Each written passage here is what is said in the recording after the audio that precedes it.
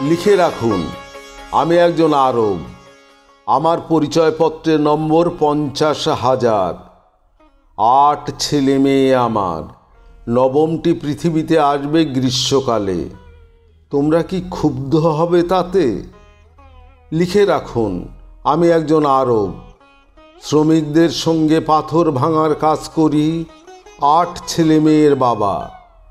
আমি ওদের জন্য রুটি, জামা কাপড়, বই খাতার ব্যবস্থা করি পাথর ভাঙা কাজ করে।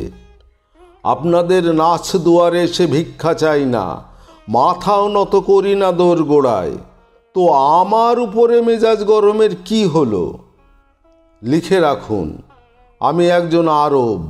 পদবিবিহীন আমার একটা নাম আছে। যে দেশে মানুষজন ক্ষুব্ধ, সে দেশে আমি একজন সহিষ্ণু মানুষ। যখন সময় জন্ম নেয়নি, যুগ প্রবাহ ফুলে ফেঁপে ওঠেনি, সাইপাশ জলপাই গাছের আগে, লতা গুলমাদির বংশবৃদ্ধিরও পূর্বে আমি এদেশে শিকড় গেড়ে বসে আছি। আমার আব্বা এসেছেন লাঙল ঠেলা পরিবার থেকে। সম্মানিত বংশের কেউ নন তিনি। আমার আব্বার বাপও ছিলেন চাষি।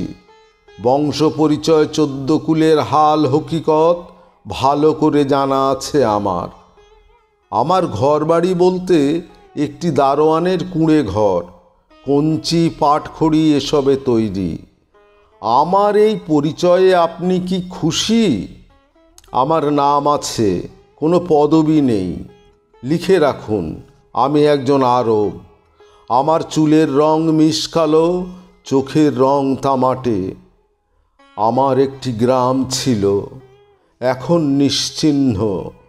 গ্রামের রাস্তাগুলো নামহীন। মানুষগুলো পাহাড়ে বা অন্য গ্রামে বাস করে। অনেকেরই হয়তো মনে নেই এই গ্রামের কথা। এতে তোমার মেজাজ গরমের কি হলো? লিখে রাখুন, আমি একজন আরব।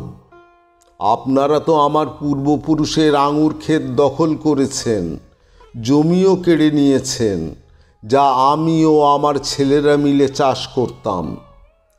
আমাদের নাতিপুতির জন্য আপনারা কিছুই অবশিষ্ট রাখেননি, শুধু এই পাথরগুলো ছাড়া।